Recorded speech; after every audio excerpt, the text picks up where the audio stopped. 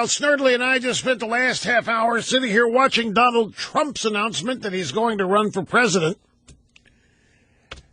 And we were laughing ourselves. I mean, it was a howl session. But at the same time, there's no doubt in my mind. I'll tell you what this is shaping up to be. For those of you who have a long-term memory and in this for the long game, think Perot. Think Ross Perot. Remember the reaction people had to Ross Perot. And I'm not comparing Trump's speech. Perot got going with a speech to the National Press Club that was on C-SPAN.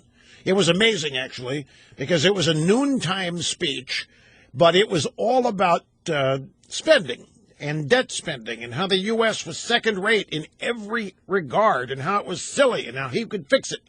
And there was no intimation he's going to run for president at that time. And that's what made the speech that Perot gave made it so attractive and attracted so much attention to it. Trump, the same kind of thing here with similar focus, except he made it official today. He is running for president. By the way, greetings and welcome back, Rush Limbaugh, the EIB Network, 800-282-2882. But I mean, let me just give you a little summary. We're still rolling tape here, assembling the audio sound bites. He started out, it's hard to say what he started with because there's so much here. I don't remember where it all happened. But, for example, he said about Mexico, they're sending us their worst people. They're sending us criminals. They're sending us the poor. They're just bad people. Some of them may be good people, but they're just bad people. And we don't need them. And it resonated. That's going to resonate. There's a whole bunch of people, just like Perot resonated. And the drive-by media, by the way, they're already scoffing. They're already discounting it. They're already calling it a circus act and this kind of thing. And it was. I mean, it was not at all what he passed. He had a 10-minute speech that he gave out that was embargoed. That was not what he did today. Trump's many things. Serious businessman. He's a performer. He's got a performer's ego that was on display today. And some days when you see him, he's dead serious about things. This was improv. It was by no means on a teleprompter. He said to the end of the speech, and I'm going to build a wall. We're going to build the biggest, it's going to be the best wall. There's going to be a better wall anywhere in the world. We're going to build a wall on the southern border, and we're going to make Mexico pay for it. And the place went nuts. And then he said, leading up to announcing his net worth, which he said is required when you run for president, you got to submit the numbers, and he had this one piece of paper that he said his best accounting firm in the world had put together work. It took months because he's so rich. He said, I'm really rich. I'm really rich. I'm going to show you in a minute here. I'm really rich. It's things like that. You just, I'll tell you something happened. I was riveted watching this for a whole host of reasons. And the phone rang, and I got mad because my hearing, the phone, when there's a secondary noise in the room, I can't hear what I'm trying to hear. Like two people talking at the same time, I'm not able to comprehend either of them. So I'm watching, I've got the sound up, which is very rare, and the phone started ringing, and nobody in the rest of the office here picked it up, and I just yelled, answer the blank phone! Because I wanted to hear what Trump was saying. And I stopped myself, wait a minute, look what just happened here. There hasn't been a single other person give a political speech in years that if the phone rang and interrupted him, I'd have been mad. Now, don't misunderstand that.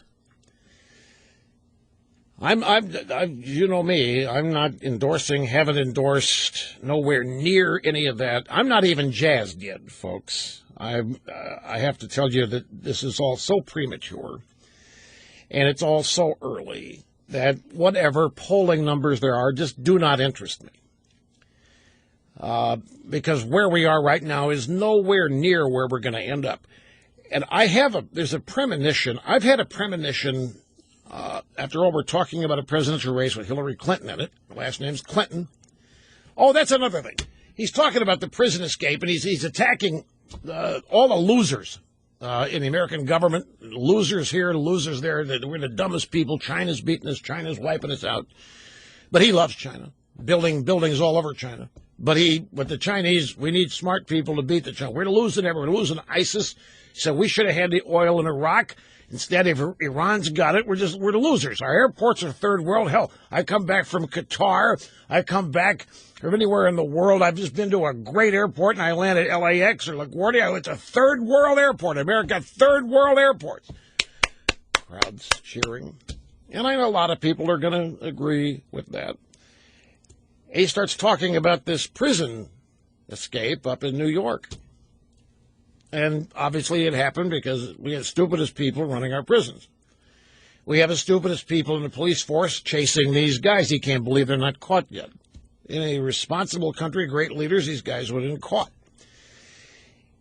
But he turned that into a political comment on the Second Amendment. He said, this is exactly why we need the Second Amendment. We need people with guns. We need people able to defend themselves. We got this prison break up there, and our losers in charge of this can't even capture these guys yet. A woman called me the other day. She said, Mr. Trump, I am joining you now in support of the Second Amendment. I used to hate the Second Amendment, but you have convinced me. And so now my husband and I are on the same page because he already likes guns. And Mr. Trump, I just want to tell you that we now have a gun in every room. We're ready to start shooting. We're ready to start shooting. That's when I lost it. We're ready. Snerdley's watching this thing with his mouth half open for long stretches of time. That's what we're working on the video here. Rolling off the audio. But remember Perot, that ended up being third party. And it gave us Bill Clinton, arguably. Now, I know some people claim that even had Perot not run, that George H.W. Bush, they looked at the polling data in the post-election analytical data, and some people think that Bush would have lost anyway. But you can see this setting up. I mean, if Trump decides to go third party, if anybody goes third party, then you can say, hello, Hillary. And Hillary's an absolute disaster. Can we just, I mean, this is something that this is what bamboozles me. If that's the best the Democrats can come with, they don't deserve to win any. If that's the best they've got, Mrs. Clinton is an absolute disaster. The biggest thing she got going for her is there's a D by her name. And that's why she's going to get the majority of votes that she's going to get. Outside of that, I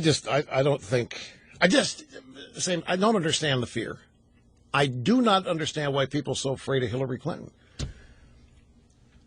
And I understand respect